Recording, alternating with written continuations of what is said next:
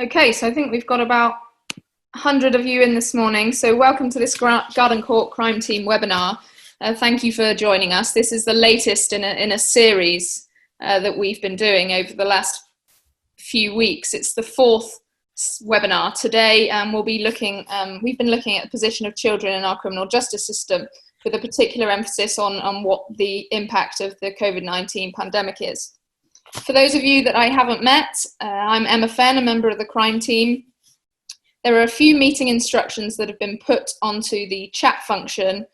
You'll all have been muted, and that will stay throughout the session until we reach the Q&A at the end, when, if you wouldn't mind raising your hands using the Zoom function, I'll be able to unmute you so that we can go through the Q&A. If you've got any questions that arise during the session, please put them in the chat window, either open to everyone or privately to me, and I'll collate them and put them forward to Henry, Lee and Audrey for the end.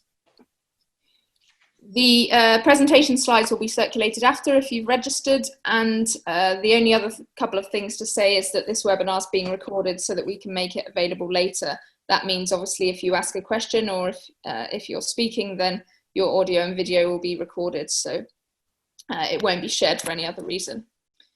The advantages of a webinar for those of you who have attended Garden Court is that I don't need to give you detailed instructions on how to get out of the building, and we'll have no infighting about temperature controls. But we are also lucky still to have Henry Blackson QC, Lee Sargent and Audrey joining us today, who are going to give you a practical guide about representing victims of trafficking and modern slavery. And hopefully this is something that you can refer back to when these cases arise in your own caseload. Giving very brief introductions to those three, we're lucky enough to have Henry with us.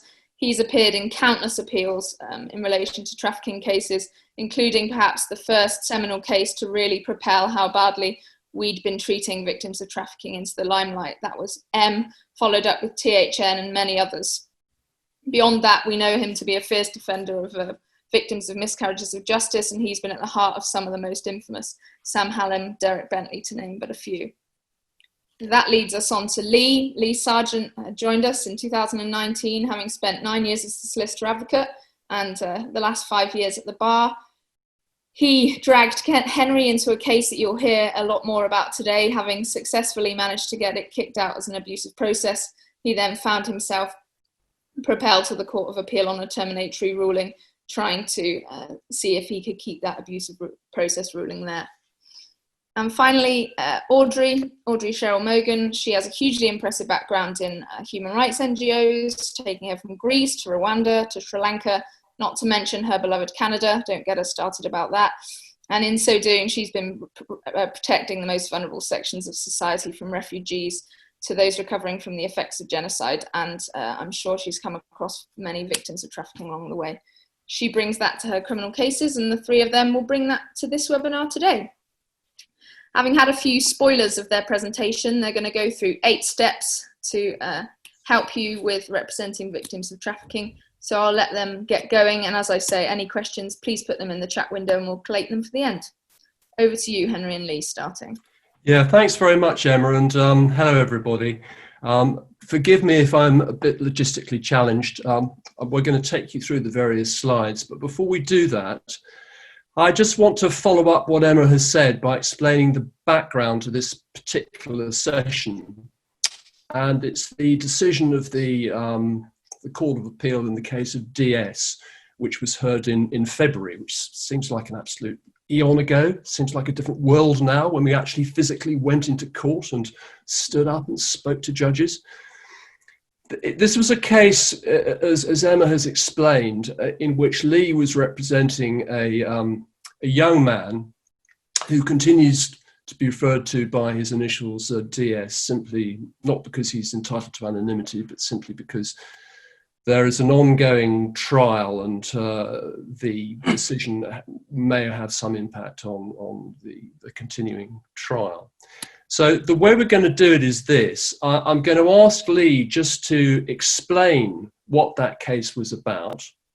We're then going to go back to trace the origins of the jurisdiction in relation to the treatment by the courts of defendants who are, or either are or suspected of being victims of trafficking. And we're going to take it in turns. And I hope the PowerPoint's going to work. I'm reasonably confident that it is, but I'm afraid to have to depend upon others to move the slides for me. So let's get started with Lee telling us a little bit about the DS case. Thank you, Henry. Yes, I represented a young man called DS, and his background was he'd been kicked out of his family home at the age of 17.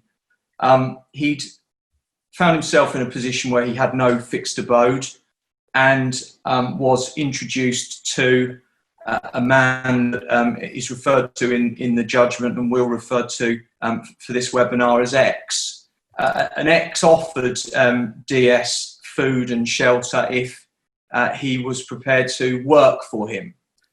It may come as little surprise that by work, he meant to assist him in the supply of Class A drugs.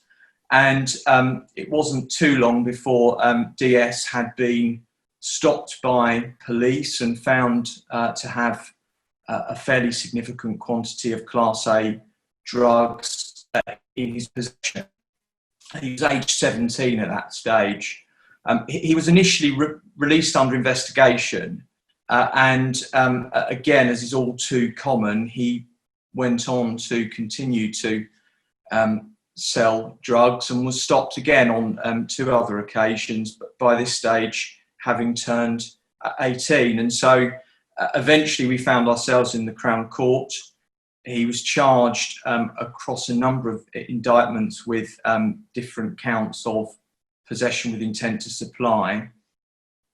For reasons that I'll go into a bit later, he was charged separately in relation to the offences when he was 17 years of age. He raised a Modern Slavery Act offence.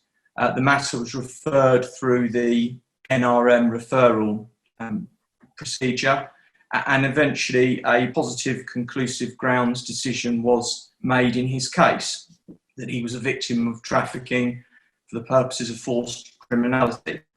But the CPS reviewed the case, decided to proceed to trial, and as such at trial I made an abuse of process application. Essentially my argument was that there was no proper basis to go behind the findings of the single competent authority. The CPS shouldn't have continued their prosecution, and that the court should intervene to stop the case in the way that they had done in earlier cases, and the judge agreed, and proceedings were stayed. The prosecution appealed on the basis that it was a terminating ruling, and at the Court of Appeal the central issue was whether the inception of the Modern Slavery Act had provided a safeguard for victims of trafficking, such that the old abuse of process case law no longer applied. And as you'll hear in due course, that ultimately the decision of the Court of Appeal was that the CPS were sadly entitled to reject the findings of the single competent authority and to proceed to trial. And the defendant's safeguard now was the fact that he would be able to raise a defence under the Modern Slavery Act at trial. So I think with that, in that context, I think Henry was going to pick up on the topics.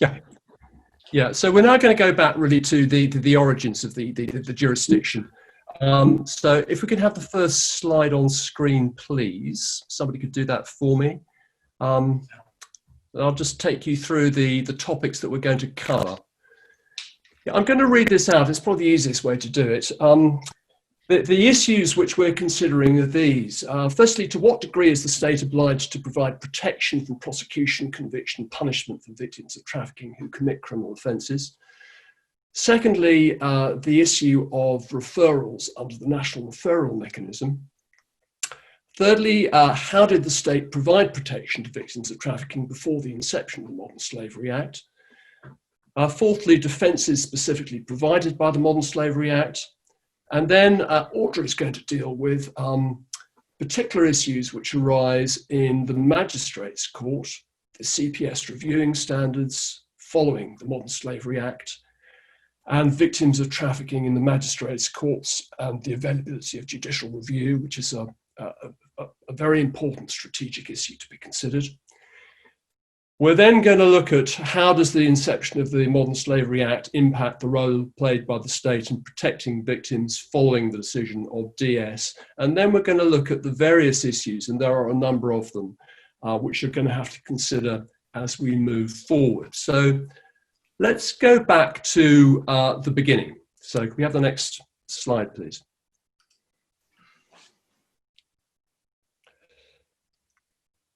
Yeah, we've set out here the core international provisions. I'll just run through them very quickly. The Palermo Protocol of 2000, the Council of Europe Convention on Action Against Trafficking in Human Beings, known as referred to as ECAT, followed by the European Union Directive of 2011 on prevention and combating trafficking of human beings. The Article 4, which is the prohibition against slavery and forced labour. The leading case in the European Court is the case of Rantsev. And then it's important just to touch base on the International Labour Organisation's Convention to eliminate the worst forms of child labour. The important point being that the worst form of child labour was considered to be involvement in criminal offences. And then it's always important to reference the Convention on the Rights of the Child. So if we can then just move to the next slide, please. I want to take you, if I could please, to the provisions of the definition of trafficking as it appears in the Palermo Protocol. It's to some extent, it's of historical interest now, given the development of the law, but it's quite interesting to remind ourselves of the way in which the Palermo came into existence. The protocol was a protocol attached to the convention, the United Nations Convention against transnational organized crime. And there were in fact 3 protocols. There's the trafficking protocol, and at the same time, there was a protocol issued dealing with the smuggling of migrants by land, and also, incidentally, a protocol on the trafficking in firearms. But it's interesting to note the distinction between smuggling and trafficking, which takes us to the definition of trafficking. And it's perhaps important just to go back to first principles and remind ourselves of the definition. There are 3 parts to it. Trafficking in persons means the recruitment, transportation, transfer, harbouring, my screen, if I can just minimise my screen because it's partly obscured, or receipt of persons by means of the threat or use of force or other forms of coercion. So first of all, you've got what trafficking is. You then have as the second element the means by which trafficking is achieved, the threat or use of force or other forms of coercion, of abduction, of fraud, of deception, of the abuse of power or of a position of vulnerability, or of the giving or receiving of payments or benefits to achieve the consent of a person having control over another person. So a huge range of different means by which trafficking is achieved. And the final element, and this is the critical element, is this, that the act of trafficking and the means by which it's achieved have to be for the purpose of exploitation. Exploitation itself is not defined, but examples are given. So exploitation should include, at a minimum, the exploitation of the prostitution of others or other forms of sexual exploitation, forced labour, or services slavery, or practices similar to slavery, servitude, or the removal of organs. So those are the particular areas of concern which were flagged up by the protocol and effectively reproduced in ECAT.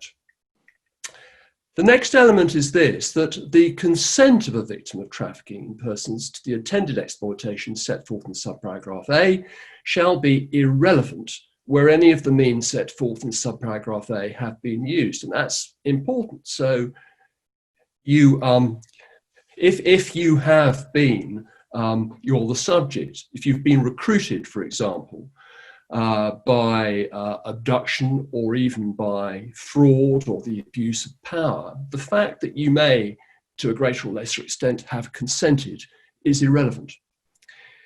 And then C, the recruitment, transportation, transfer, harbouring or receipt of a child for the purpose of exploitation shall be considered trafficking, even if this does not involve any of the means set forth in paragraph A. So for the purpose of the definition of child trafficking, the important point is that it can be simply recruitment for the purpose of exploitation. Now, in the early days, there was some confusion about the overlap between people smuggling and trafficking. What is clear, and has been made clear in the authorities, is that you don't have to have come from another country in order to be a victim of trafficking. Trafficking can take place within this jurisdiction. And although the sorts of cases that were envisaged against the background of this being the protocol in relation to transnational organised crime were cases in which people had in fact been smuggled into this country, the definition of trafficking is sufficiently broad to mean that you can be trafficked within the boundaries of the United Kingdom. Something which I think wasn't originally envisaged by the authorities. We just move to the next slide to see where we then went. That's the basic. So we've got the definition. ECAT then provided in Article 26 the non-punishment provision, which required all of the states who were signatories, in accordance with the basic principles of the legal system, to provide for the possibility of not imposing penalties on victims for their involvement in unlawful activities to the extent that they had been compelled to do so. That word compelled being important.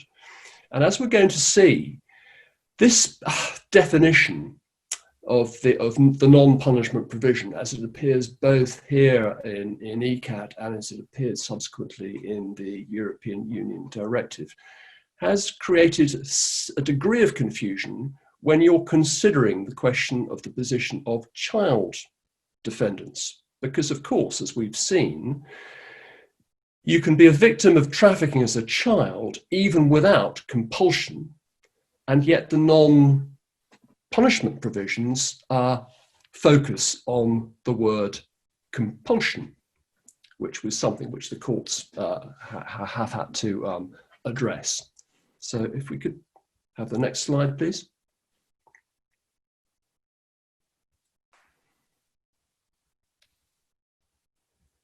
We can move through this. The next, we then have the we have here the preamble to the European Directive. If I could just go back to that, please. Article 14 of the paragraph 14 of the preamble, which is worth bearing in mind, actually. Victims of trafficking human beings should, in accordance, this is the explanation they give for the provisions in the directive, should, in accordance with the basic principles of the legal system of the relevant member state, be protected from prosecution for punishments for criminal activities such as, and it's interesting to see the types of offences that they had in mind. The use of false documents or offences under legislation on prostitution or immigration. So those are effectively the two examples that they considered would most frequently apply when you're considering the question of the prosecution or the appositeness of the prosecution of victims of trafficking. And it goes on then to explain the aim of the protection is to safeguard human rights of victims, to avoid further victimization, and to encourage them to act as witnesses in criminal proceedings against the perpetrators. This safeguard should not be prosecution or punishment offences that a person has voluntarily committed or participated in. So it's against that background that the courts have been developing the application of the principles. So next slide, please. one of these days I'll learn how to do this myself.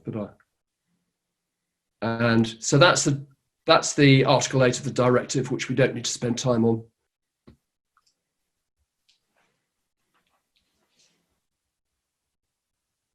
So, in summary, the state's obliged to protect a victim of trafficking by prosecuting and punishing individuals responsible for human trafficking, and there are various offences under for example, under the Sexual Offences Act of 2003, there are specific offences in relation to trafficking for the purpose of sexual exploitation.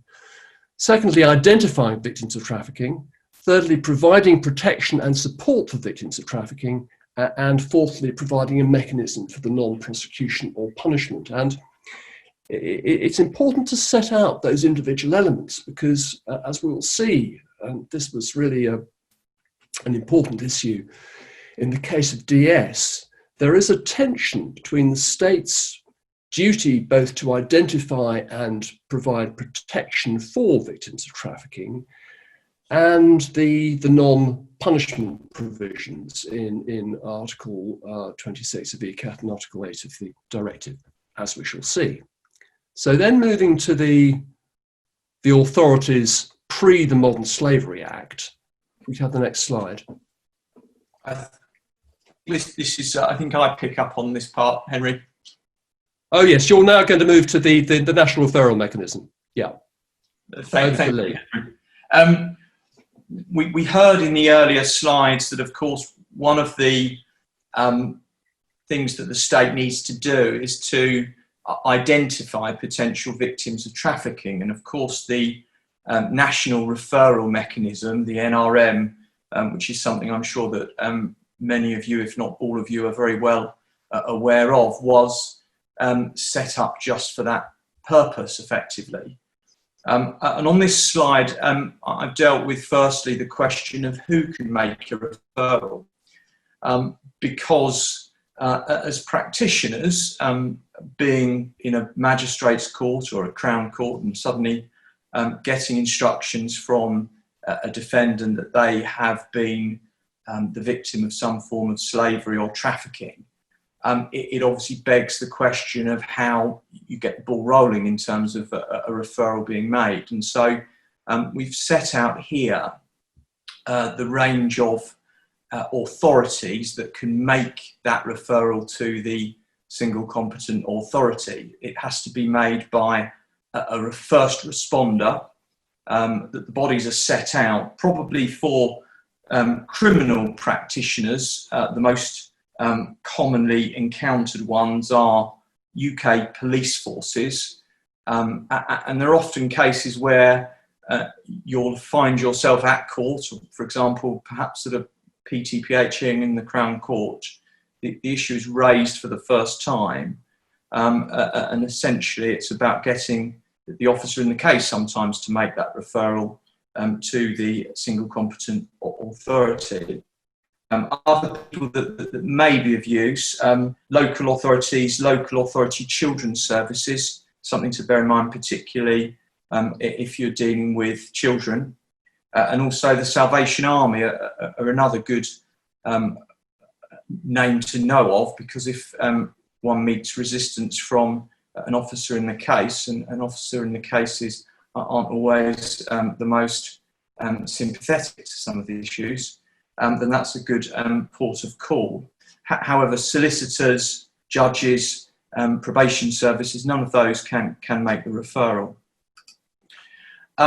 There is also, and this is important to know, a duty to refer. Since the 1st of November 2015, it's specified that public bodies, and this includes the police, are under a duty to notify the Home Office about any potential victims of trafficking. And that's important if you are perhaps facing resistance from an officer in the case or from the prosecution, that there is a duty to make appropriate referrals.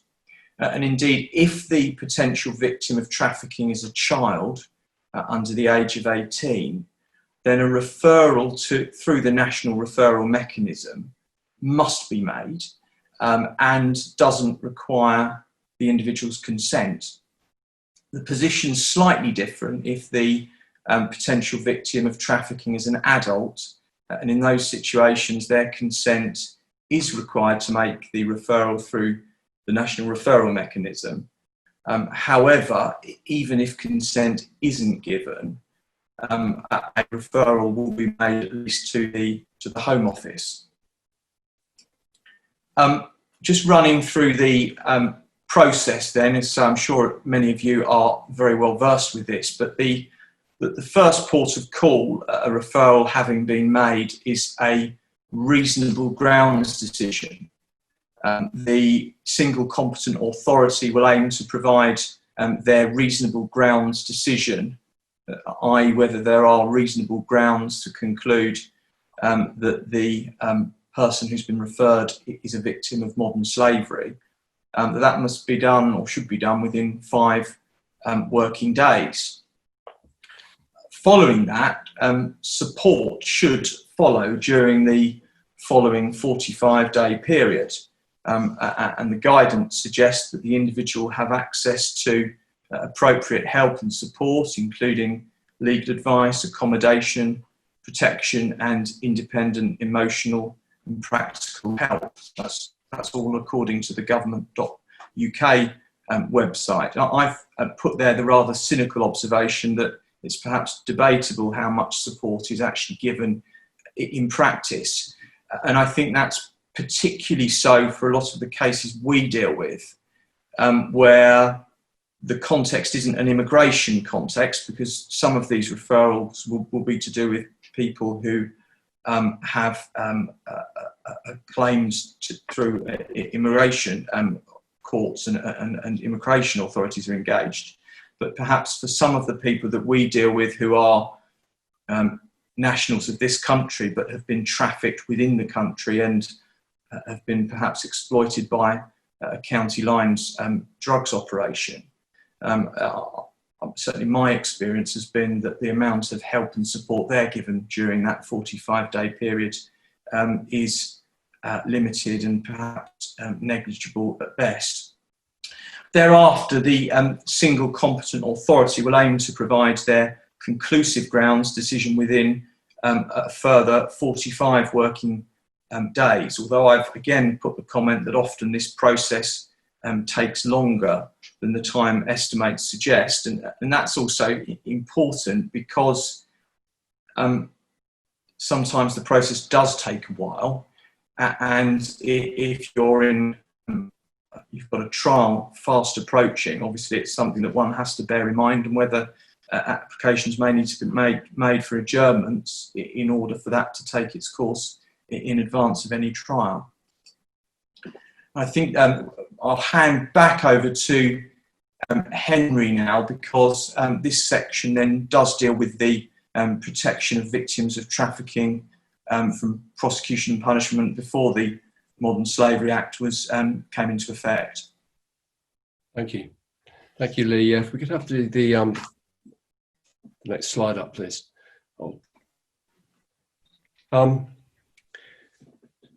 Before the Modern Slavery Act, and to some extent this is already a matter of historical interest, because the modern, as we will see, particularly through the case of DS, the Modern Slavery Act has effectively now become the means by which the state enacts its international obligations.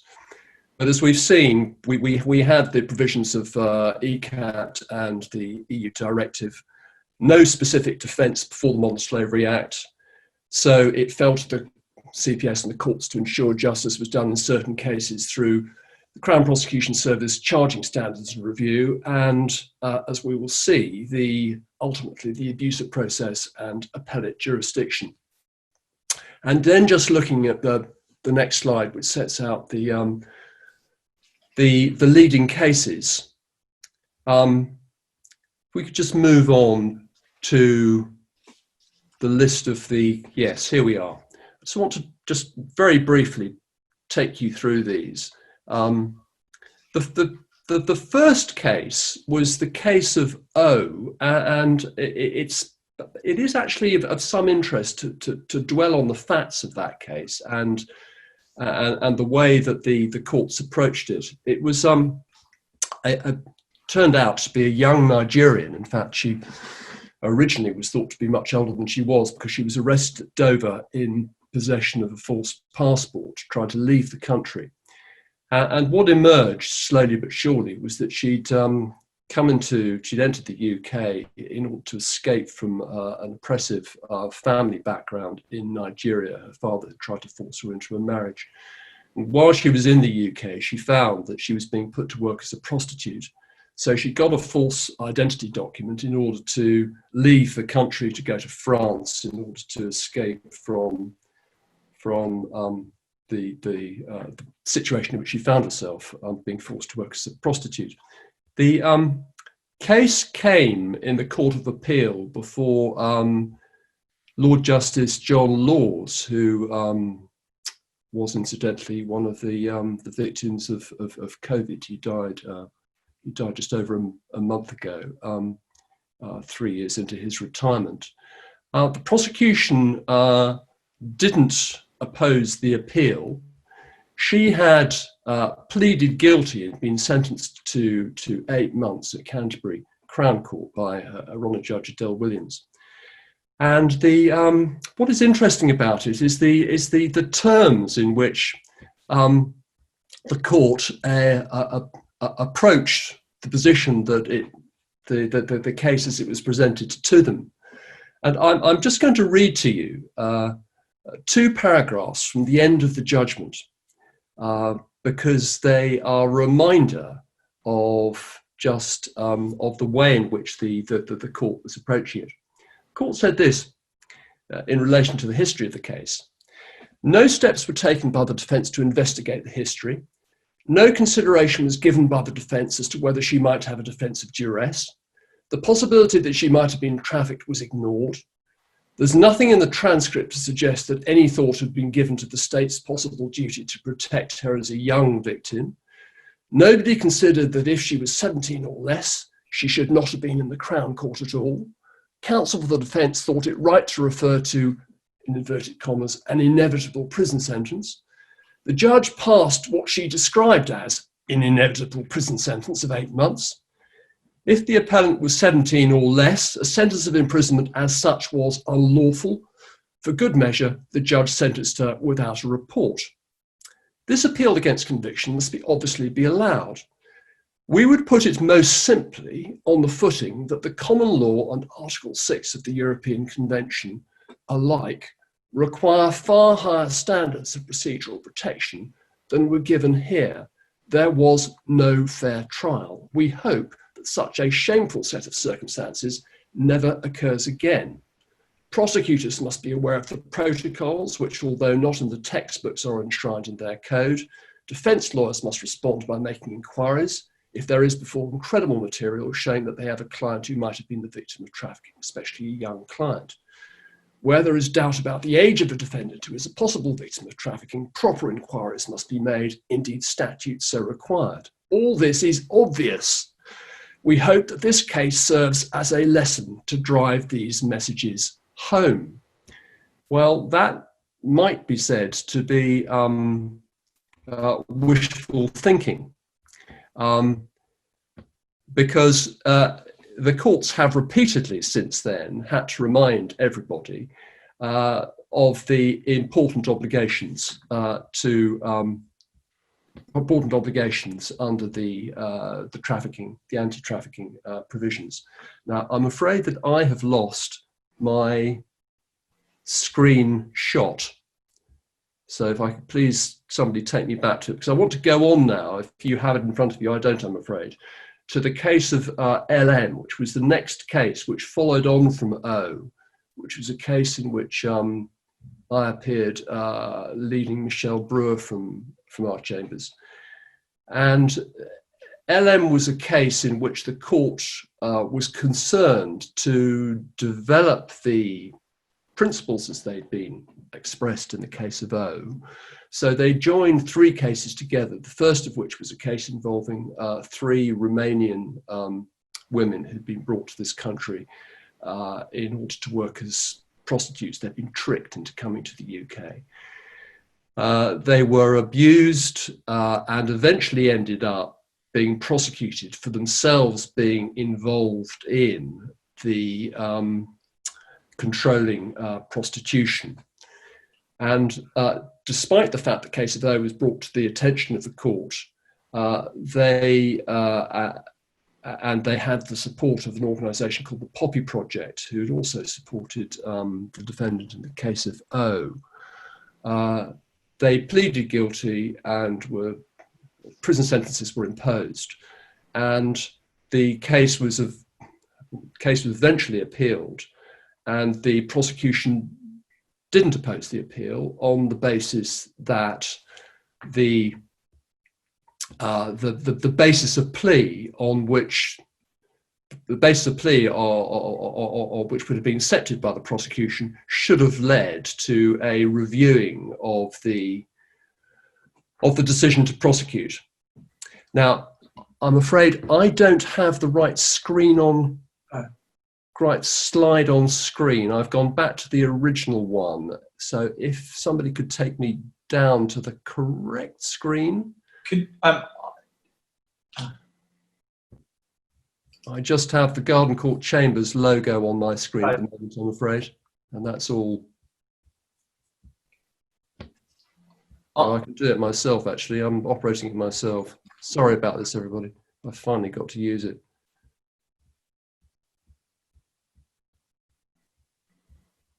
Right, yes, let's go back.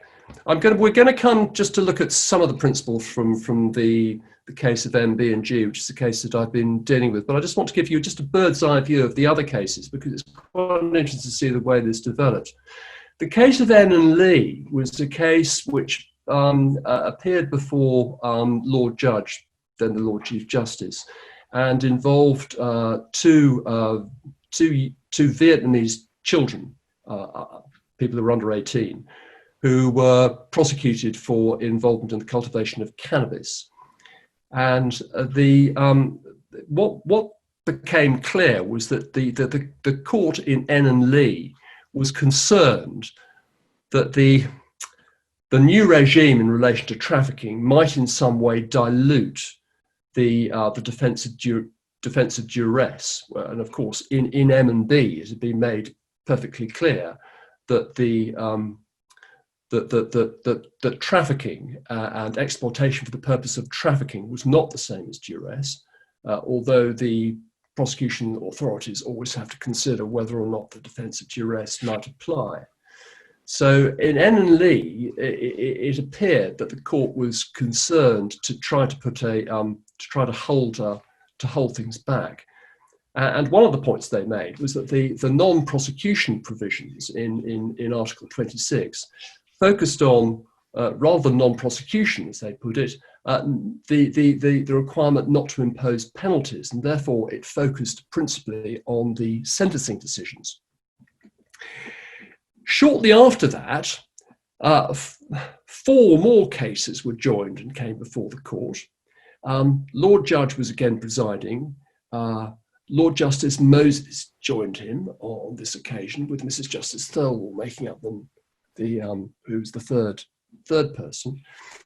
And there was a marked shift in all of those cases were again cases involving young people who had pleaded guilty to offences of involvement in the cultivation of cannabis. And there had been, since the case of N and Lee, there had been a fair amount of publicity given to the problem, the emerging problem of human trafficking. And the Crown Prosecution Service by that stage had significantly shifted its position. Both the Children's Commissioner and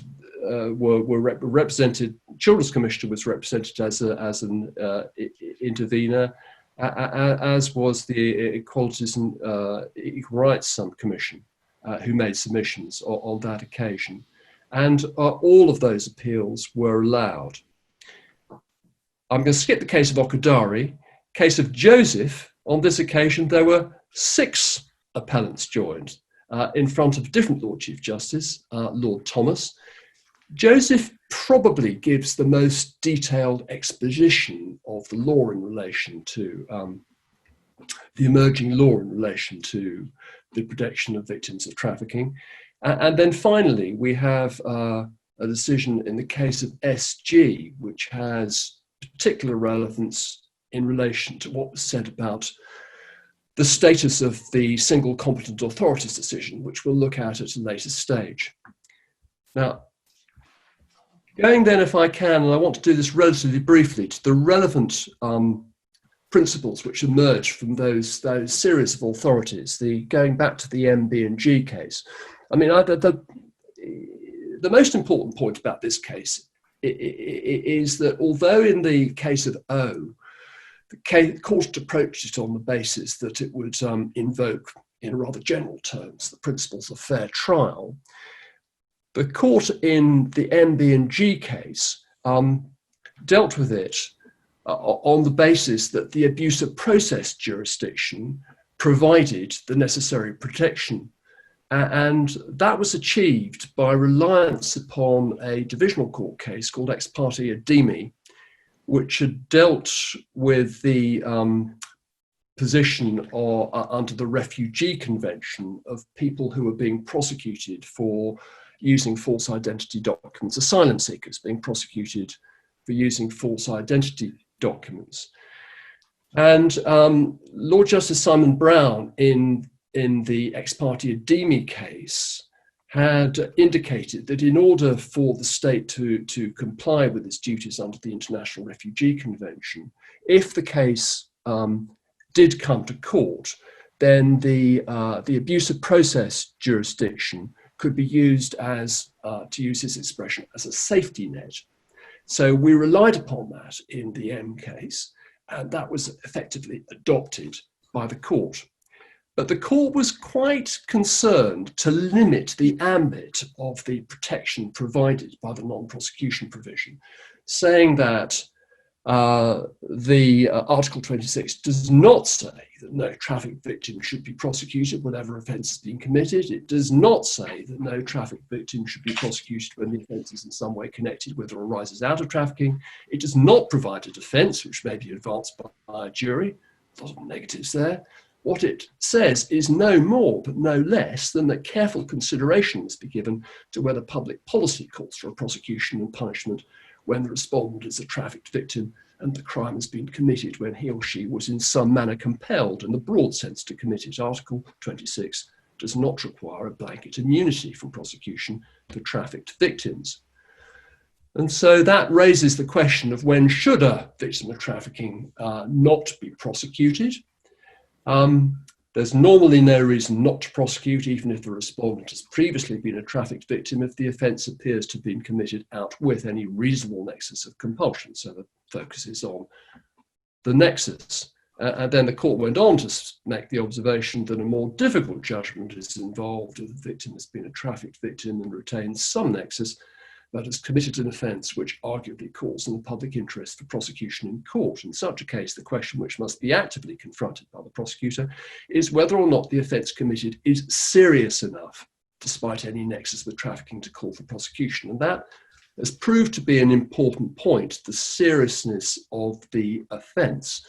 And just jumping ahead for a moment, of course, you will know that the Modern Slavery Act offence under Section 45 only applies to a limited range of offences.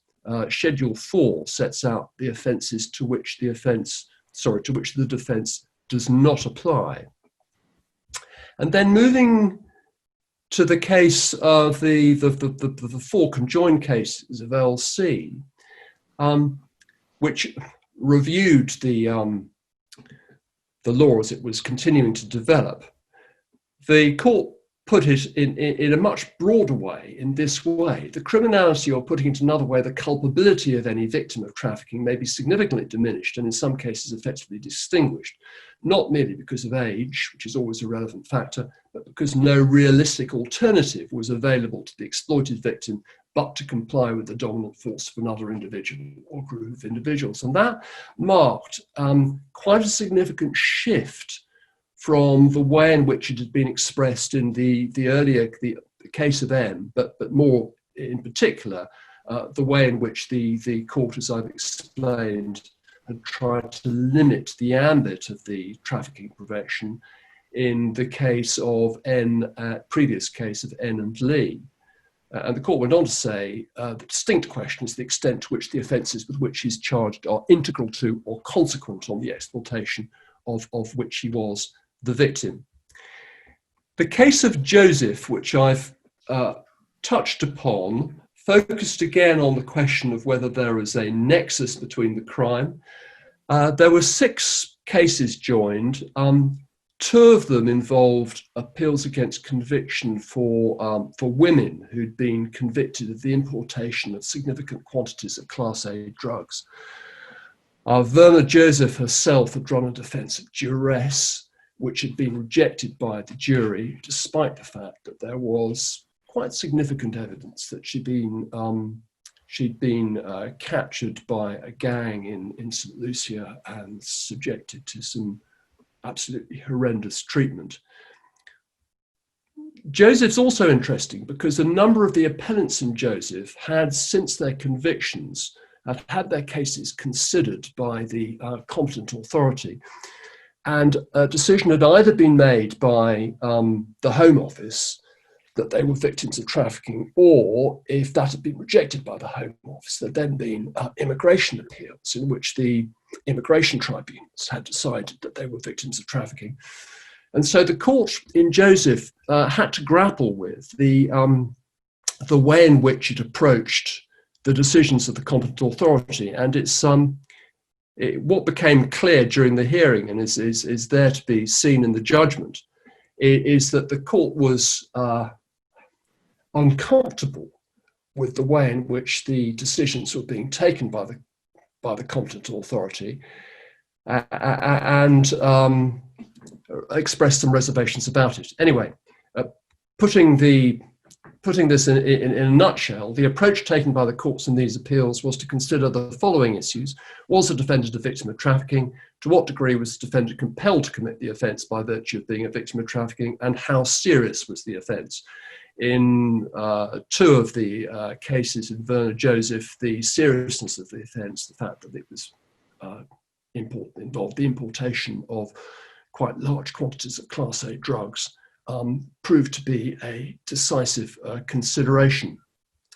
And in the pre-Modern Slavery Act cases, the remedy was by the appellate court acting effectively as a court of review of the decision to prosecute.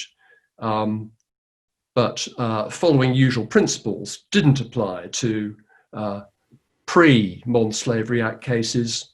The exercise of prosecutorial review is not generally a matter of judicial review, and the abuse of process only applied in situations where no fair trial was possible or where the prosecuting authority had acted in bad faith. As I've explained, the court effectively expanded the ambit of the abuse of process jurisdiction in order to ensure, as it was put in the case of Joseph, that the state complied with its international obligations and properly applied its mind to the possibility of not imposing penalties on the victim.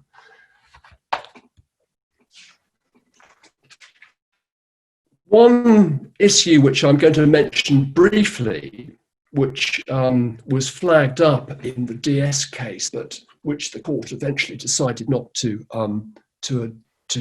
resolve or address, was the tension which has emerged between the test to be applied by the appellate court when considering whether or not to allow an appeal. In M, the court had said that the test is a Wednesbury test. And in fact, in practice, in most of these cases, the Wednesbury test is entirely appropriate because the prosecuting authorities had simply failed to apply their minds to the relevant criteria, so Wednesbury applied. But some concern was expressed, and this was an important part of the argument in the case of LC, about whether or not the duty of the court to ensure that the the rights of victims of trafficking were properly protected meant that the Wensbury test was not appropriate. And that gave rise to this observation in LC. It may be that submissions advanced in erroneous reliance on where, that was a case that was being relied upon by one of the appellants in the LC case, stem from a fear that the court will do no more than review the prosecutor's decision on traditional Wensbury grounds and decline to interfere, even though its own conclusion would be that the offences were a manifestation of the exploitation of a victim of trafficking. For the reasons we have already given, no such danger exists in the context of an abuse of process application argument on behalf of an alleged victim of trafficking. The court will reach its own decision on the basis of the material advanced in support of and against the continuation of the prosecution. Where a court considers issues relevant to age, trafficking and exploitation, the prosecution will be stayed if the court disagrees with the decision to prosecute. Interestingly, in Joseph, which followed on from that, there was no reference to this important passage in the case of LC. It's given rise to a conflict in the appellate authorities, and as I've said, in DS, the court declined to involve itself in whether or not in which should be the preferred approach. And finally this is important. The court had to consider how to approach the decision of the competent authority, the conclusive grounds decision of the competent authority. I've already said that this is something which troubled the court in the case of Joseph. But it was said in LC, and in fact repeated in Joseph, more or less, that neither the appellants nor the interveners accept that the conclusive decision of the UKBA, who was at that time the competent authority, there's now a single competent authority, is determinative of the question whether or not an individual has been trafficked. They, of course, are concerned with the impact of a decision adverse to the individual. We are asked to note that the number of concluded decisions in favour of victims of trafficking is relatively low, and it seems unlikely that a prosecutor will challenge or seem to disregard a concluded decision that an individual has been trafficked, but that possibility may arise. And just pausing there, that possibility certainly has arisen increasingly often, which has become a real problem, as we shall see when we come on to consider the decision in DS. Whether the concluded decision of the competent authority is favourable or adverse to the individual, it will have been made by an authority vested with the responsibility for investigating these issues, and although the court is not bound by the decision, unless there is evidence to contradict it, or significant evidence that was not considered, it is likely that the criminal courts will abide by it. And that moves us on now to the introduction of the Modern Slavery Act. Before handing over to Lee, I should just make this final point, that in Joseph, the point was made very clearly that the law that was being considered was the law as it applied prior to the enactment of the Modern Slavery Act. So Lee. Thank you, Henry. As we've set out here, the Modern Slavery Act came into effect on the 26th of March 2015, and its purpose is the purpose that we've been discussing from the start of this presentation, which is the safeguarding of victims of trafficking who have committed a criminal offence as a consequence of their being a victim of trafficking, and it safeguards them by providing them with a defence that they can raise in those circumstances. It's important, I think, to note that it doesn't have the Modern Slavery Act retrospective effect, and that means that the pre-Modern Slavery Act case law that we've just heard about from Henry will still apply to perhaps an ever-decreasing amount of cases that you may come across. For example, a new prosecution of an offence dated pre the 26th of March 2015.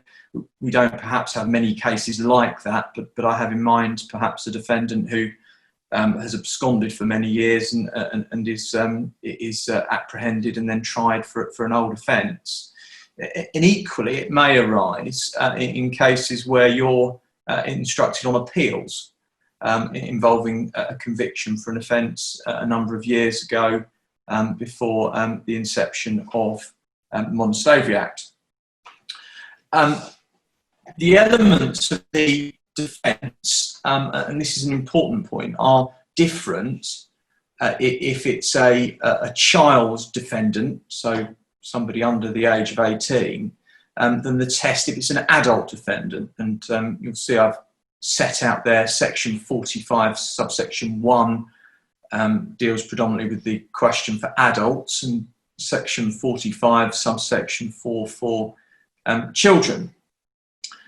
In terms of the defence and the burden of proving it, there is an evidential burden on the defendant to raise the defence, very much in the same way that there's an evidential burden on a defendant to raise self-defence, for example, in a case.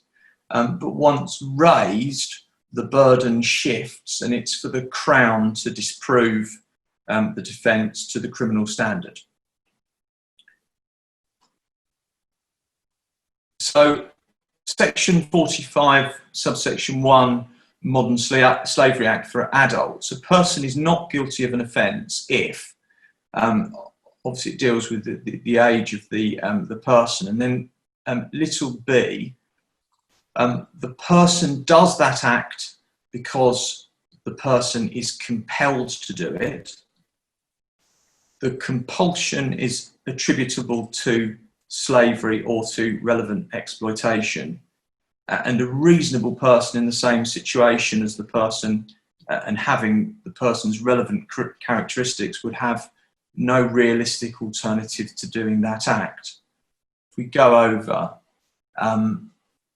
it's subsection 2 qualifies it that a person may be compelled to do something by another person or indeed by circumstance. And then it goes on to further qualify the question of compulsion.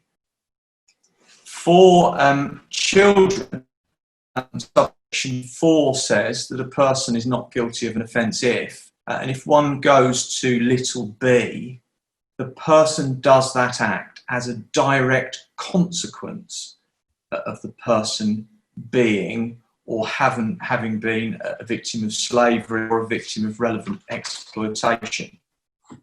And a reasonable person in the same situation as the person having the person's relevant characteristics would do that act. And so on this slide, what I've done is sort of identified the subtle differences between the two defences.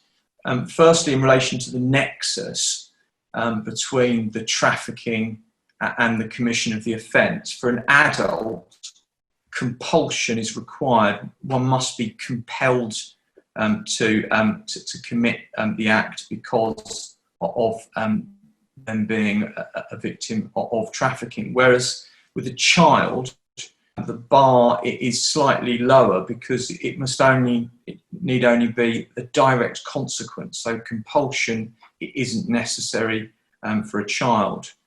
Similarly, the reasonableness test is slightly different in that it's a reasonable person with the same characteristics in the same situation. For an adult, would have no realistic alternative, and for a child would do that act. And so, as I say, that the test for children sets a lower bar for perhaps the obvious reasons that sometimes children can, for example, be, for want of a better description, groomed into joining criminal gangs. And of course, that's something that is particularly relevant in the context, for example, of county lines cases where young people are recruited by much older and more leading members of a drugs gang. I think also that it's important to recognise the difference of those two tests when you come to manage a defendant's case where they have a number of different offences that they're facing. In the case of DS, the first set of offences he committed were when he was 17 years of age. The second two sets were committed when he was over the age of 18. And in that case, it was argued that the offences allegedly committed when 17 should be dealt with separately to those committed over the age of 18, because to invite effectively a jury to consider all matters and then perform the mental gymnastics of applying different Modern Slavery Act offences to different offences depending on whether he was a child or an adult when he committed them would be a difficult task and would potentially cause difficulty and prejudice. And so that's something that's worth bearing in mind if you are faced with a defendant facing a number of substantive charges that span the period when he was both a child and when he turned an adult. And that, having dealt with the defences under the Modern Slavery Act, that leads us on to the duty of the CPS to review their case in light of these matters, and in particular the review provisions that apply post the inception of the Modern Slavery Act. And I'll hand over to Audrey to pick up at that stage. Thanks, Lee. I'm just going to share my screen. I will stop sharing mine then.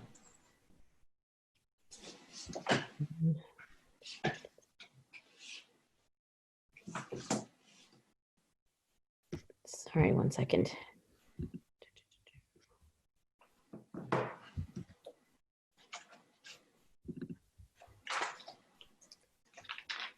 Great. I think you guys should all be able to see that now. So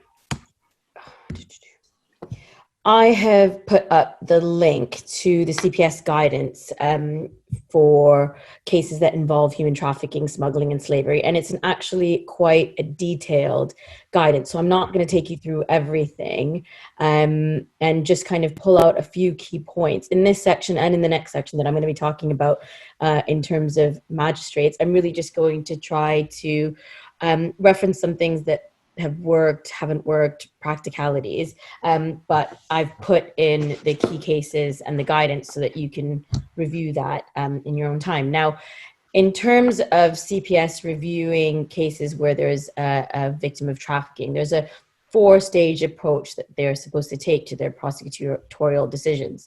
But before I get into this, I just want to remind you, of course, that this guidance is subsumed within, of course, the full code test.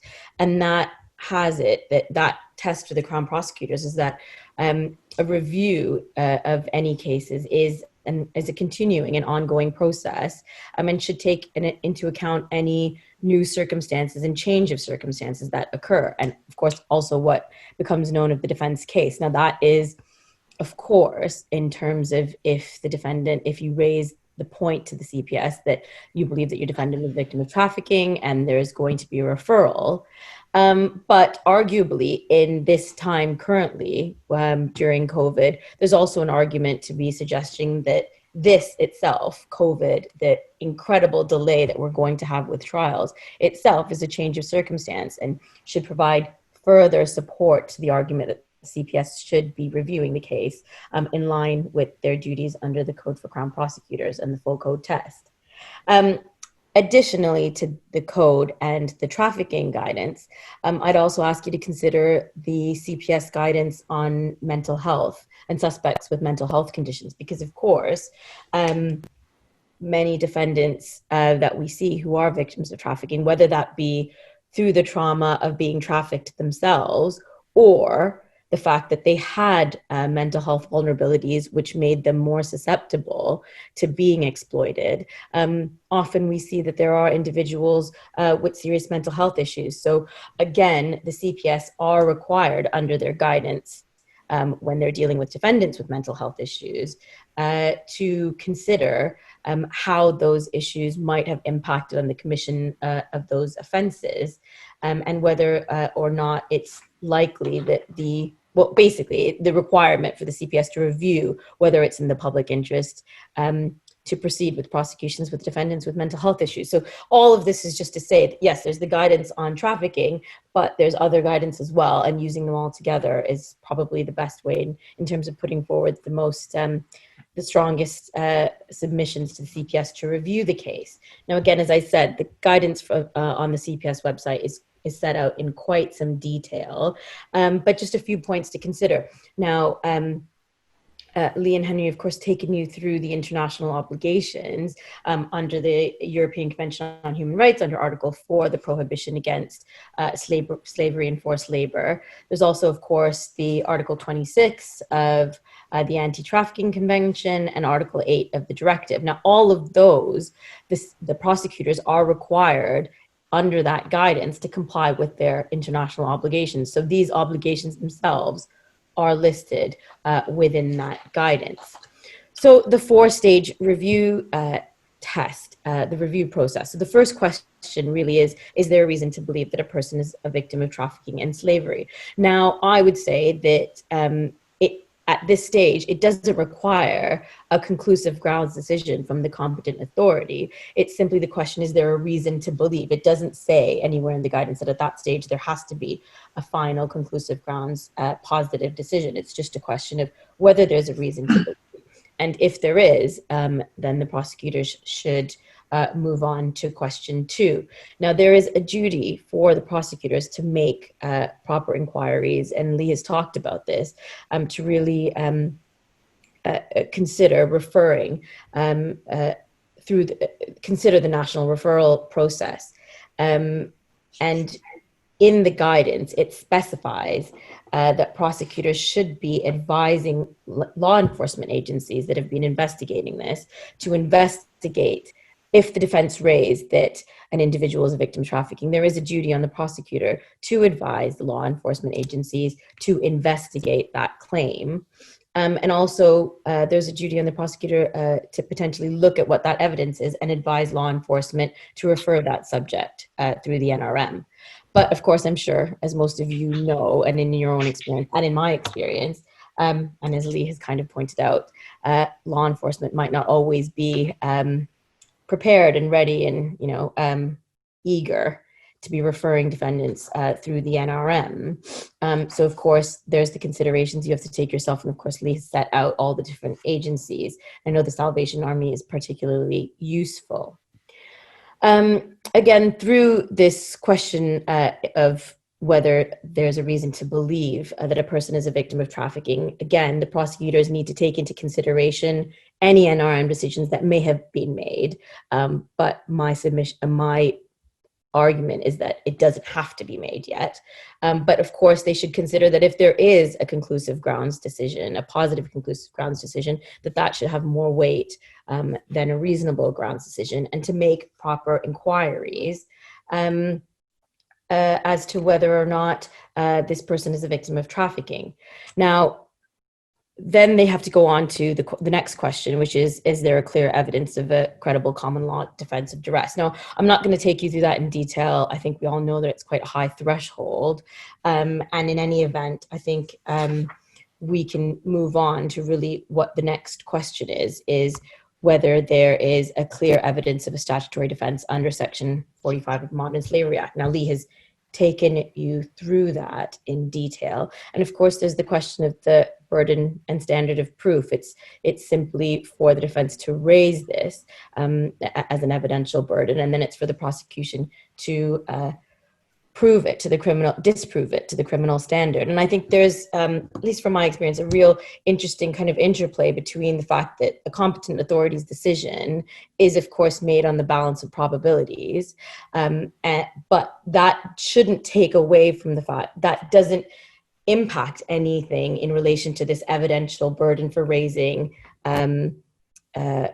the fact that your defendant is a victim of trafficking. You don't have to prove it yourself, and it's simply an evidential burden. It's not a legal burden. So I think that sometimes, and at least in our experience, we've seen some pushback from prosecutors in the suggestion that the competent authority decision is based on the balance of probabilities. Well, that doesn't clear them from their obligations to review the case, because of course it's simply for us to just raise this issue and for them to really consider whether or not they can disprove that to the criminal standard. Just also wanted to draw out the importance of highlighting, going through each of the stages really, and kind of it's what Lee has taken you through in terms of the Modern Slavery Act, and really highlighting again, if your defendant is a young person under the age of 18, remembering that and remembering the point that it isn't compulsion, but just simply this direct consequence. And then also the reasonable person test, again, highlighting the fact that it's a person with the relevant characteristics of your defendant. So this could be mental health issues, age, any cognitive or language impairment, and physical disabilities as well. So that's really important when you have an adult defendant, that this reasonable person test isn't just any reasonable person, it is somebody with the similar characteristics of your defendant. Of course, the guidance does say that no charges should be brought if there's sufficient evidence that suggests that the defendant is a genuine victim of trafficking, and that the Section 45 conditions are met.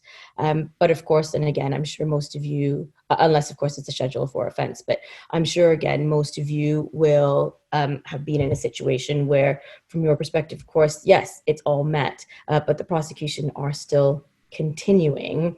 And what's interesting, of course, is that the most recent guidance, which was, I think, reviewed and published in April, now, of course, refers to the DS case and sets out a number of factors to consider post-DS. And that, of course, will be discussed by Lee and Henry shortly.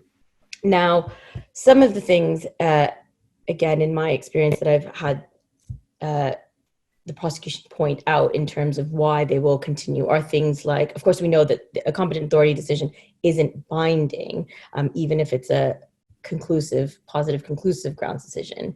And the CPS, of course, are entitled to subject any evidence put forward that your defendant is a victim of trafficking to forensic examination. They'll, of course, look at how rigorously that evidence was scrutinized by the competent authority, whether there was any evidence not considered by the competent authority. They will look, of course, at any gaps and inconsistencies that may occur in your defendant's account, and whether any of those gaps and inconsistencies and any issues around credibility were addressed by the competent authority in the minutes to their decisions. Previous convictions, again, will have an impact on how the prosecution look at it. And although, of course, corroboration is not required in order for a defendant to put forward that they are a victim of trafficking, that is, again, something I've encountered, in which is there any, and how evidentially sound is any corroboration. And then finally, of course, when disclosures were made. So did your defendant make these disclosures in interview, on arrest?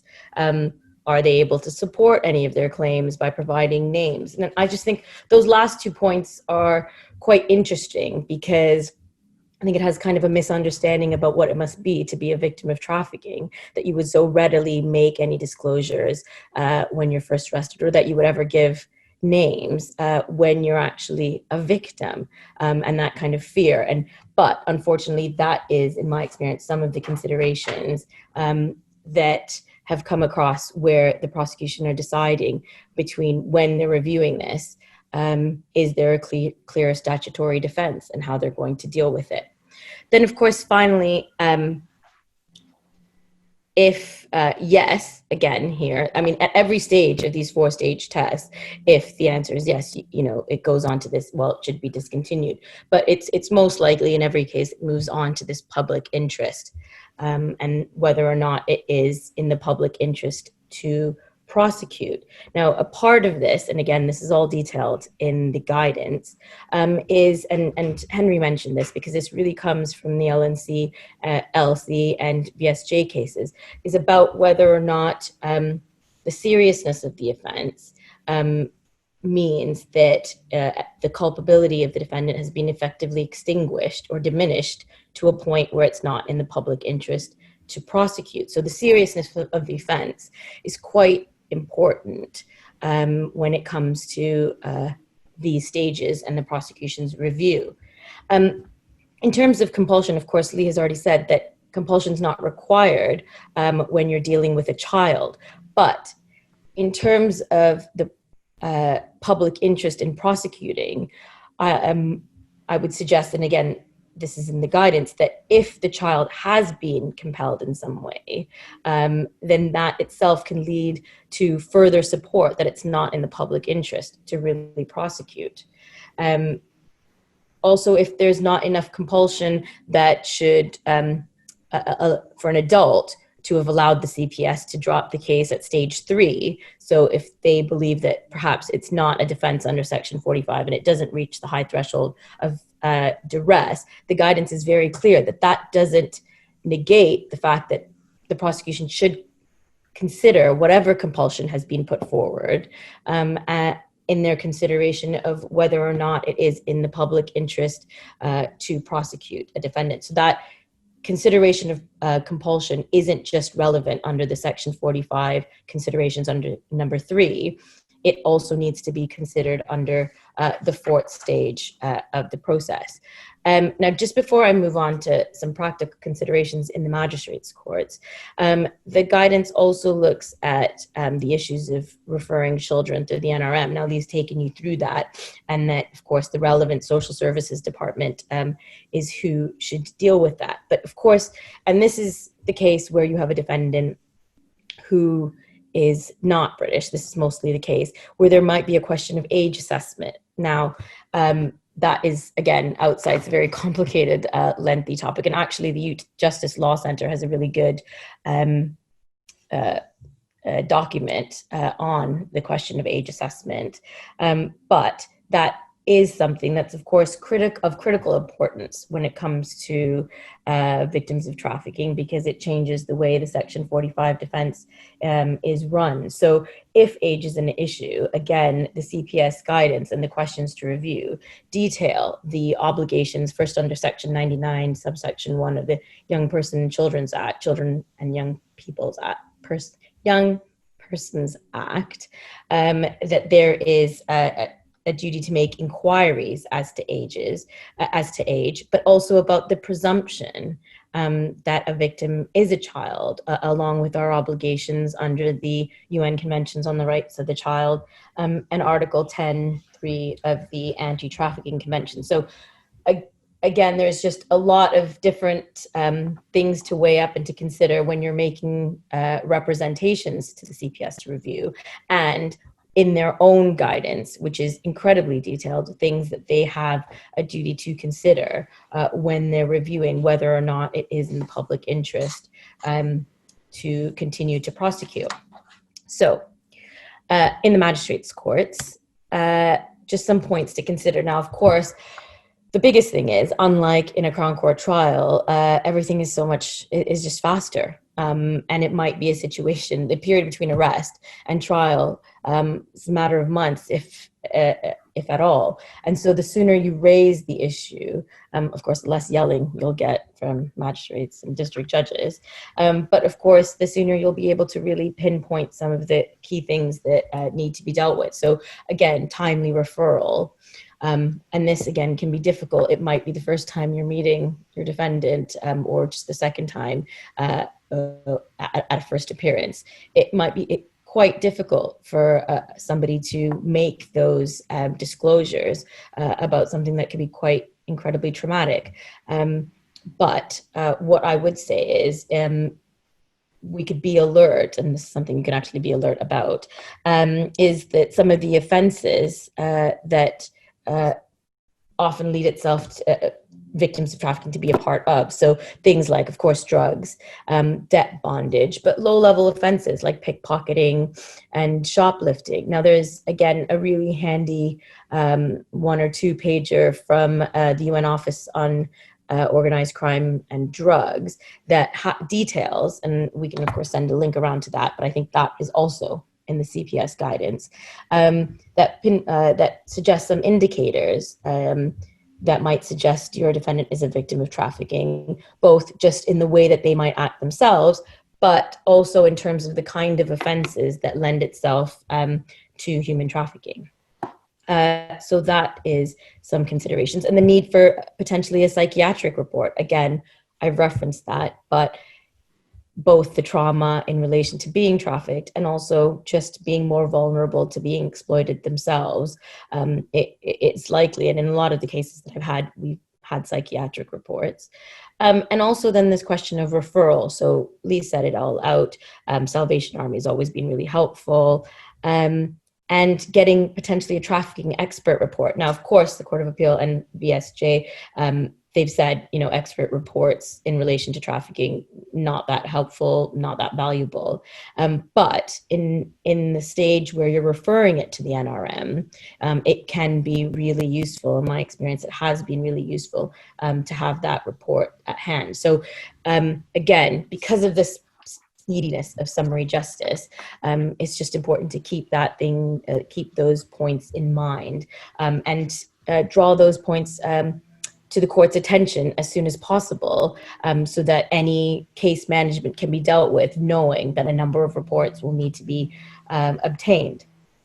Now, of course, there's obviously two main differences when we're dealing with courts, both in the magistrates' courts and the youth courts. The first is, and which is quite important for any representations, but also in terms of the public interest and the decision of the CPS to prosecute, is the actual level of the offenses. You're in the magistrates' court, so it's inevitably a low-level offense. And that really is a key consideration when you're deciding whether culpability has been effectively extinguished, because the seriousness of the offense can be quite low level when we're talking about low level shoplifting or pickpocketing. And again, when it comes to magistrates courts, you could be, well, if you're in the youth court, you're dealing with a youth. So again, the focus on, as opposed to how cases have been dealt with when you're dealing with serious offenses and adult offenders, how has the CPS really reviewed this case in relation to your youth defendant? And have they focused on the fact that it's simply a direct consequence and not a compulsion? And again, that it may be very low level offenses. Okay, so if you've done everything that you can to get the CPS to review this case, and they're still going ahead, the question then really becomes how you challenge what you do about it in the mags. Now, of course, you can just continue to trial, run the defense under the Modern Slavery Act. And now, of course, you're going to hear more about DS, but you've already heard quite a good introduction to it. There's a real important strategic decision to be made as to whether or not you're going to challenge that decision of the prosecution to continue to prosecute as an abusive process. And then second to that, do you do that in the magistrates, or where do you do it? So now the case law is such that if the CPS fail to act in line with a set policy, that is amenable to judicial review. And that is the case of S and the CPS, and of course also ex parte C. But of course, abusive process is, the authorities are clear that it's something that should be sparingly exercised. So if you're not going to run the defense and you want to raise this as an argument, the next question really is where you raise this as an abusive process, and can the magistrates themselves hear it? Now, normally I'm very much in the favor of not keeping anything in the magistrates' courts if you can take it out. And Bennett, which is the case I've put up here, which is still the significant case and the leading authority in terms of abusive process in the magistrates' courts, created what has been deemed a split jurisdiction. So it's this argument that if you're dealing with the fairness, if the accused can have a fair trial, then that can be dealt with in the magistrate's court. But if you're dealing with a second limb abuse, that it's not fair for the defendant to be tried at all. And in this context, it's not fair for them to be tried at all because the CPS hasn't followed their policy, hasn't followed their guidelines. It's a low-level offense. They haven't looked at it. It's a youth. Then the question is the magistrates really able to deal with that? Now, this is actually, there's quite some blurred lines, because Bennett was quite clear that when it comes to the integrity of the justice system and these second limb abuse, that it should be dealt with in the high court, in the divisional court. However, cases since then, and I've quoted one, but there's a number of other cases, have really expanded widened the discretion of the magistrates to deal with even these decisions to prosecute cases.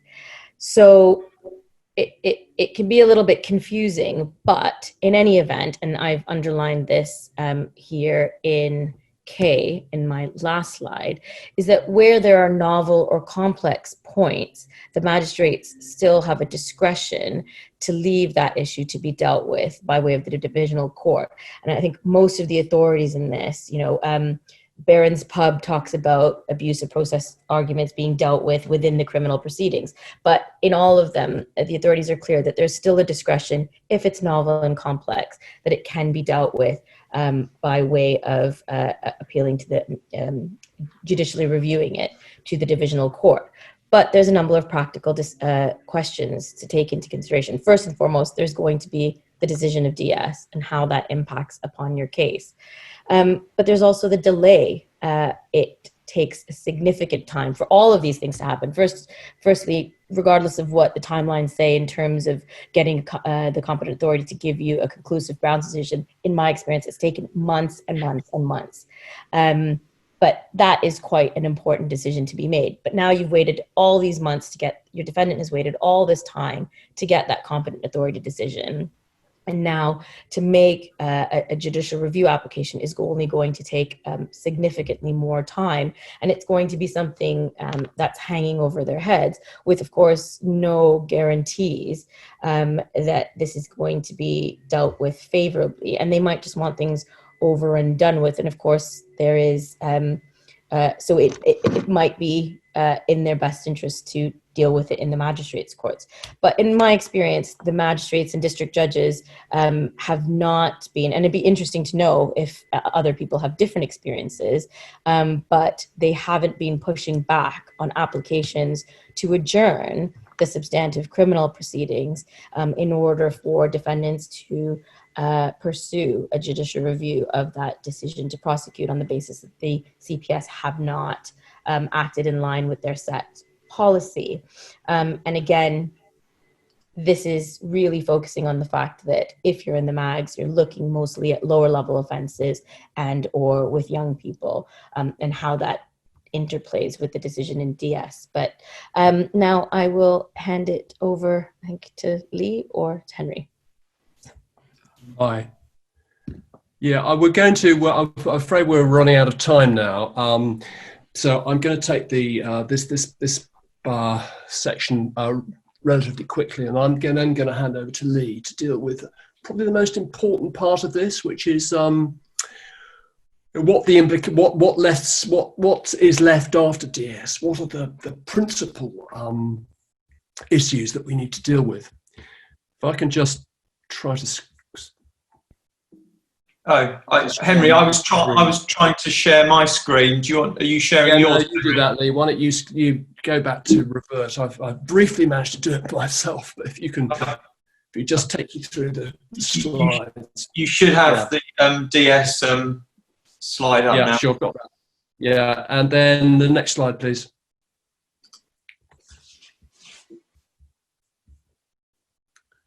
Yeah, I mean, what it really comes to, the decision in DS really comes down to this very simple point, ultimately, that the court held that the trial judge should not have entertained these submissions, that the indictment should be stayed in its abusive process on the simple basis that the Modern Slavery Act had effectively supplanted the jurisdiction, the abusive process jurisdiction, and on screen you have the way in which they express that. And what it really comes down to is this, is that as I previously referred to the case of ex parte edemi, in which the divisional court had held that the abusive process jurisdiction could be used as a safety net in order to ensure that the state complies with its international obligations. Well, the Modern Slavery Act represents the state's compliance with its international obligations, and therefore the safety net is no longer required. And the prosecution, the applicant in the case of DS, relied upon a decision of the divisional court in a case called Pepushi, which was to the effect that in relation to the Immigration and Asylum Act, which had been introduced as statutory defence for people who are using false identity documents who are asylum seekers, that the statute had effectively represented the UK Parliament's response to its international obligations, and therefore the courts should do no more than apply the statutory provisions. And that, in essence, is what was held in DS. What is left unresolved by DS are really two issues. First is the extent to which the abusive process jurisdiction can still be used in the face of a manifestly irrational decision by the prosecution to continue, for example, faced with a conclusive grounds decision, in which all the relevant material has been considered, and the competent authority has decided that the defendant is indeed a victim of trafficking, but the Crown Prosecution Service have manifestly ignored relevant considerations. Arguably, that means that there is still room for the abusive process jurisdiction in those contexts. And it should be borne in mind also, against this background, that one of the problems with the Modern Slavery Act defence, of course, is that it requires a defendant to name his or her trafficker, which defendants are very often afraid to do for very obvious reasons. So there is an argument that the Section 45 defence doesn't, in fact, provide sufficient protection to genuine victims of trafficking. So there's that issue. There is then the further issue, which is what is the status of a competent authority's decision? So you've got a position where, as we had in DS, where the competent authority had said, well, yes, this person is a victim of trafficking, and yes, the offence was committed as a result of the fact that he was a victim of trafficking. So there was a nexus. Leaving aside the question of the public interest in prosecuting, continuing with prosecutions for offences involving the supply of Class A drugs, the question remains as to what the status would be of that competent authority's decision. Now, in DS, as it happens, when the case went back to court, he decided to plead guilty. So the issue was never tested. Whether he pleaded guilty because, precisely for the reason which I've just mentioned, because he was concerned about the consequences for him personally of having to name the people who'd got him into this position in the first place, we can't tell. But it does leave open the question of how a competent authority's decision is to be deployed during the course of the trial. And with those words in mind, I'm now going to pass you over to Lee, who's going to address that and various other issues which arise. But we're very short of time, I'm afraid. Yes, I'll try and whiz through these issues. Obviously, there are a number of issues that arise from the decision in DS, but hopefully this will identify, I think, some areas of battleground that as defence lawyers we can still argue and advance in our cases. And so the first slide I've put up here is to refer or not to refer. And the reason I've begged that question is because there's a school of thought that says, well, if the CPS don't have to drop the case, even in the face of a conclusive grounds decision, why bother referring or sort of raising the issue for the defendant to be referred through the NRM procedure?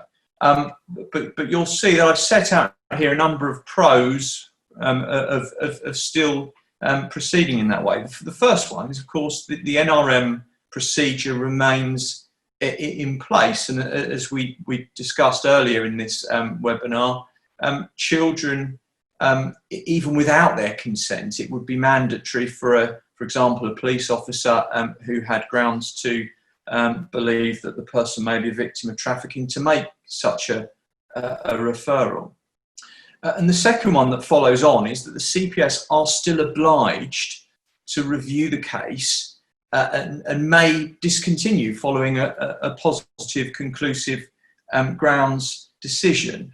They're not obliged to drop the case, but they are obliged to consider the issue. And of course, there may be cases that you come across.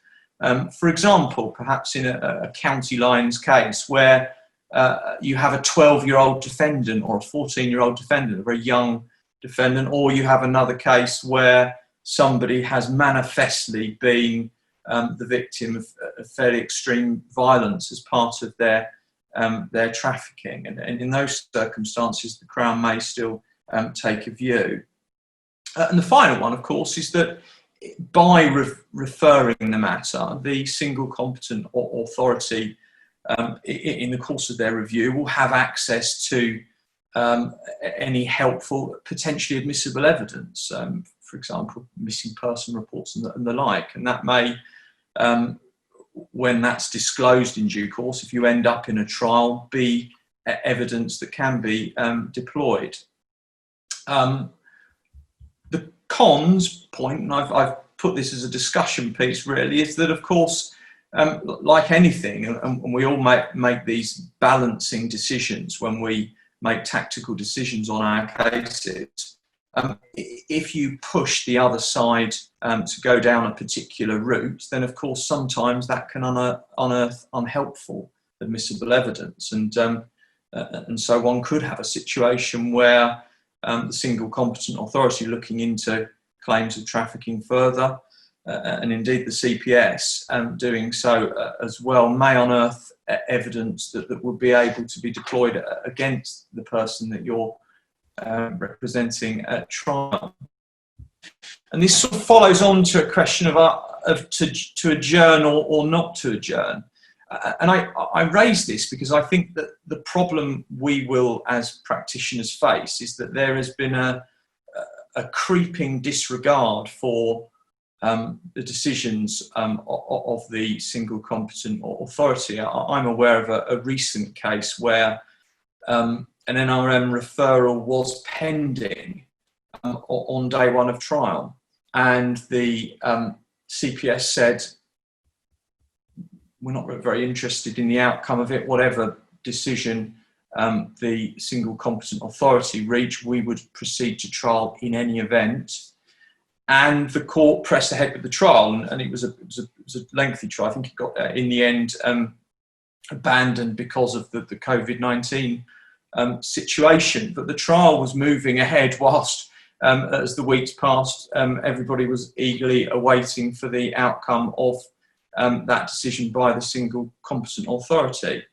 And that begs the question as whether that's the appropriate response of the CPS or indeed the court. And I've set it out, the CPS guidance, referring to the duty to make proper inquiries and to refer through the National Referral Mechanism. I won't read out that which is on the screen, bearing in mind the time. But the point is the prosecution are still under a duty to review, keep their case under review, to refer people through the National Referral Mechanism if they may be victims of trafficking or slavery. And so how the decision, the position of the CPS, without having seen, for example, the decision or the minutes made by the single competent authority, could summarily dismiss any notion they would reconsider or review their case in light of a conclusive grounds decision, would seem to me to be inconsistent, even in a post-DS world, with their ongoing duties. And I've set out there at paragraph 41 of DS, where the court quite rightly said that the CPS guidance correctly stated the law, and if properly applied, the CPS would comply with its legal obligations, and that they must take into account a conclusive grounds decision in when reaching their decision on whether the defendant is a victim of trafficking and whether the offending has a very close nexus with exploitation. So if you're met with that type of response from the CPS or the prosecutor or the court, in my view, there is a strong argument to say, well, that's inconsistent with even the CPS own guidance, or indeed paragraph 41 of the judgment in DS.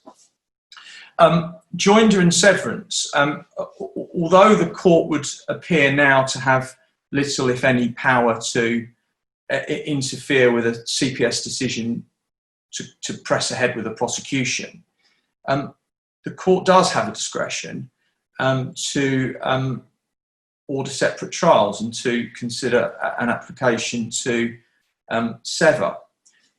And so, again, in my submission, DS leaves that unaffected. In DS, incidentally, he was charged along with X, who was said to be his trafficker. And I was able to successfully argue that his case be severed from him, because how on earth can a defendant have a fair trial if he is placed in the dock with his trafficker?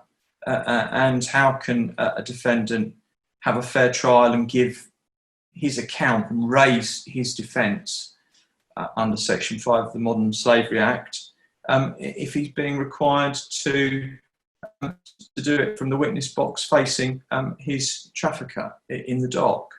And I've put here at the bottom, the court should protect defendants from potential re-victimisation, which effectively, what expecting a defendant saying he's been trafficked to be jointly tried along with his trafficker would, in my view, be to re-victimise that person potentially. And so there's a very strong argument that can still be made that in those cases the defendant should be able to have a separate trial. Is a conclusive grounds decision admissible? Henry alluded to this issue, and it was left unresolved in the case of DS. There's a pending judicial review that is going to consider that issue. Quite when that will now go ahead in these uncertain times, I'm not sure. But at some point we will have a conclusive decision on that. At the moment, the position is very up in the air. To the extent that there is some judicial guidance, it comes from the case of R and SG, 2018 case. This, of course, was the Court of Appeal considering the issue and considering primarily the admissibility of the conclusive grounds decision in the Court of Appeal for the purposes of the appeal. And as they stated in that particular case, no question arises as to the admissibility of these materials as such, but it is the case. It's not the case as to their admissibility at trial, where, to put it no higher, the admissibility of both the decisions in question and the underlying reasoning must be regarded as unlikely on what may broadly be described as a Hollington v. F. Hewthorne grounds. Essentially, the court was saying that the general rule that one body's decision doesn't have admissibility before another tribunal, that on that basis, that arguably the decision by the single competent authority would not be admissible before the Crown Court at trial. However, they went on to say this: had the decision and the competent authority minute been available at the time of the trial, we regard it as overwhelmingly likely that in the interest of justice and fairness, the Crown would have been required to make the admissions as to the recognition of the applicant as a victim of trafficking, so that in practical terms any admissibility difficulties at trial would have been resolved. And so essentially there's a tension between, on one hand, the observation that probably it's strictly speaking not admissible in law, but on the other hand, that the interest of justice would demand that the jury would be told about the finding of the competent authority. And so,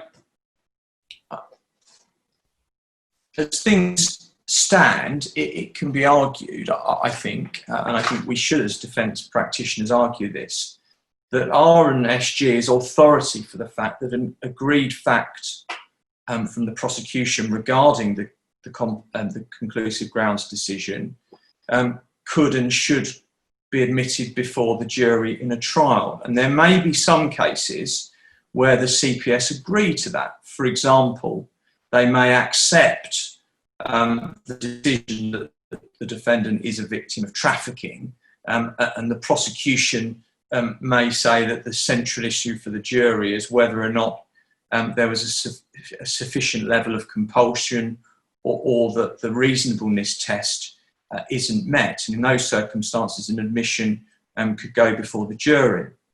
But where the CPS entirely dispute the conclusive grounds decision, including the fact that the defendant was a victim of trafficking at all, my view is that on the basis of SG and the observation about the interest of justice of that decision going before the court, that it can be argued that it ought to be admitted as hearsay under section 114, subsection 1, subsection D.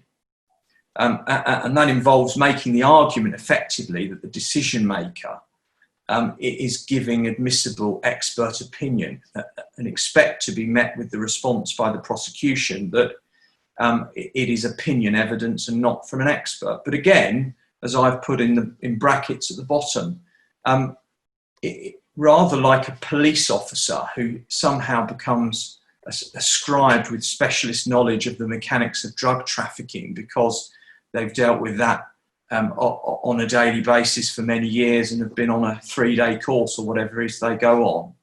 Likewise, a decision maker from the single competent authority who has been trained, whose sole and primary function is to make those decisions and has expert knowledge of the mechanics by which people are trafficked and exploited, that's somebody who is a specialist in their field, is an expert, and that their opinion is therefore admissible on that basis. And so it's an argument that can be advanced, and I would urge people to make that argument and to preserve that potential point of appeal if it is unsuccessful, certainly until we know the outcome of the judicial review.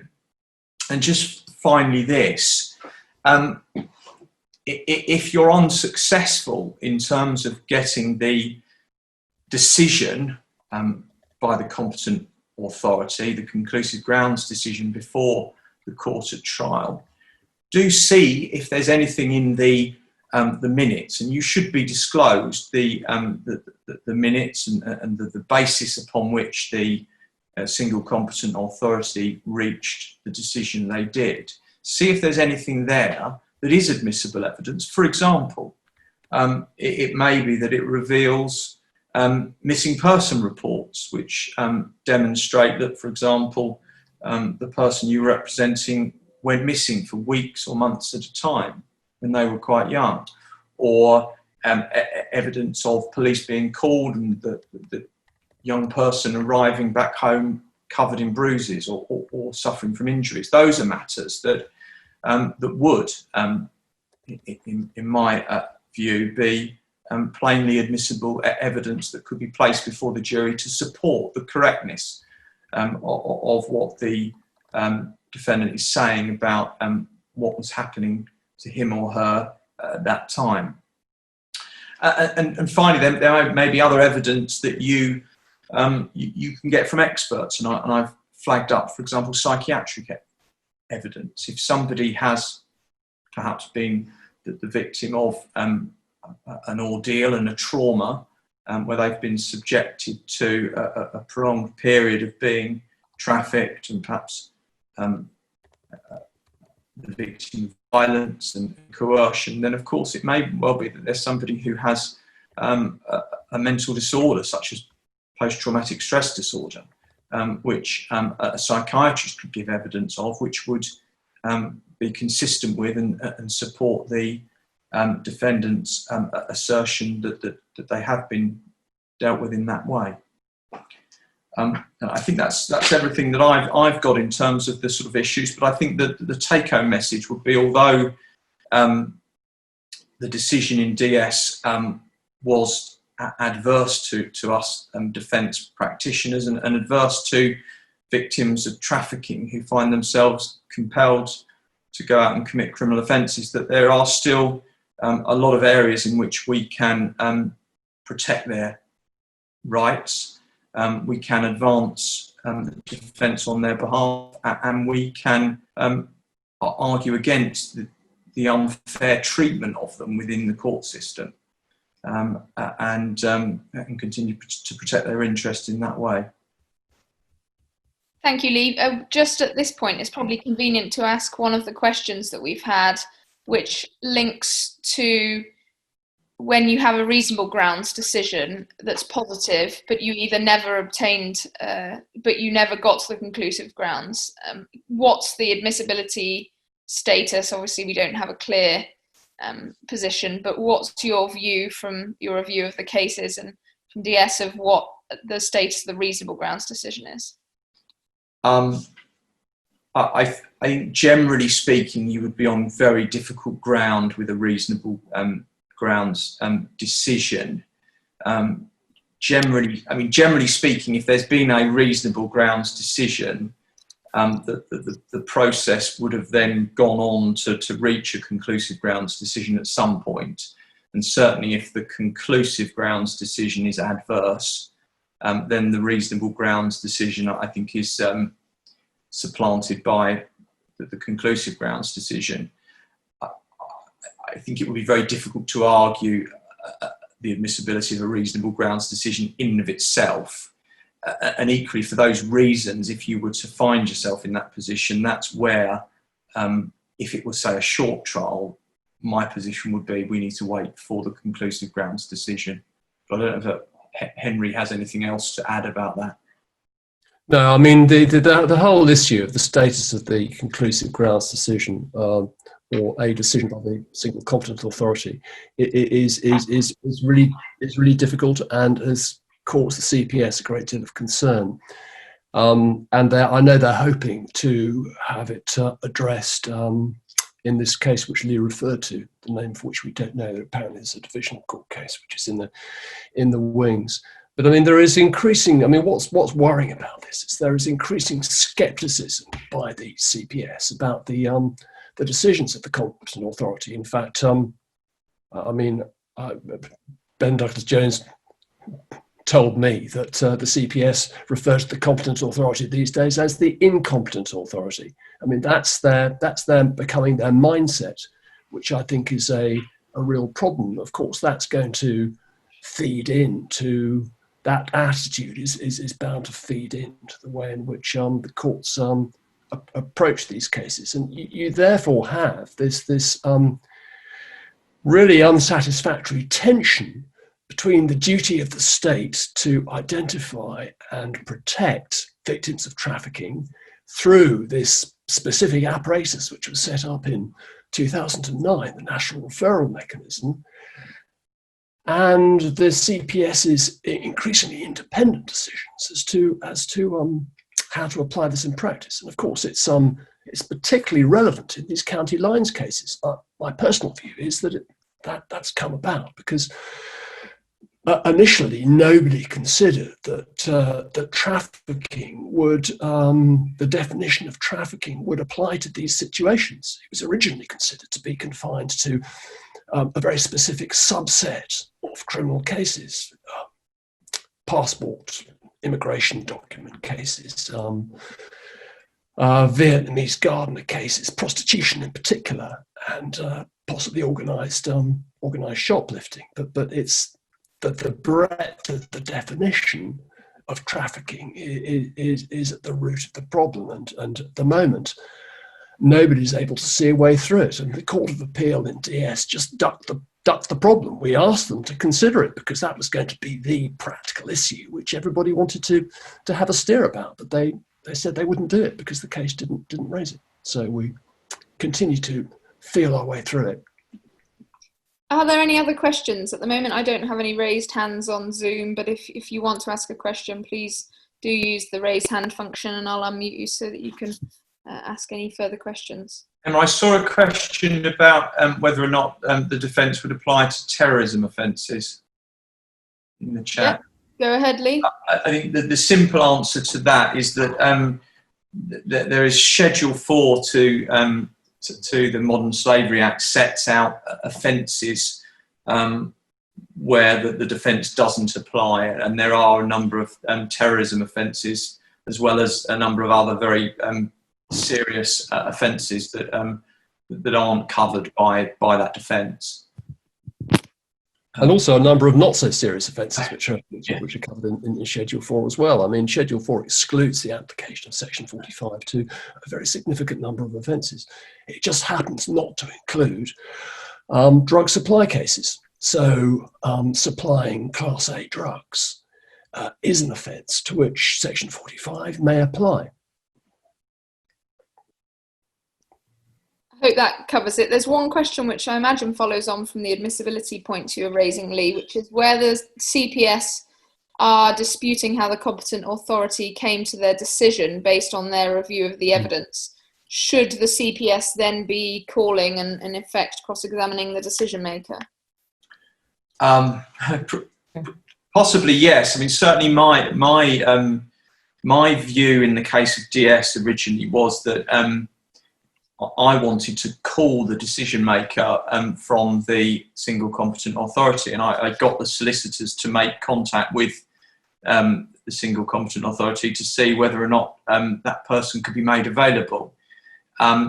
Whilst they certainly engaged in communication, they were rather more than reluctant to engage in that process. I think it's certainly something that I think is I don't think there's a set answer to this, but it's something that I think is worth exploring. If there's someone from the single competent authority that has given a particularly favourable decision review of your client's case, then it's worth exploring that in an early stage, writing to them, seeing if that person would be prepared to attend. You'd need to have an argument on the first day of trial about the admissibility of that evidence. And I would say that the argument is that they are an expert body and therefore they can give opinion evidence in the way that ordinarily somebody wouldn't be able to. And it would be subject to argument. I don't think it would necessarily be the case of the CPS calling in the same way that the usual rule is that it's the party that wants to rely upon the evidence that would call them, and then the CPS would challenge it by way of cross-examination. But it's certainly something that could be tried. I didn't get that far in my case, but it was certainly something that I considered and may be worth doing.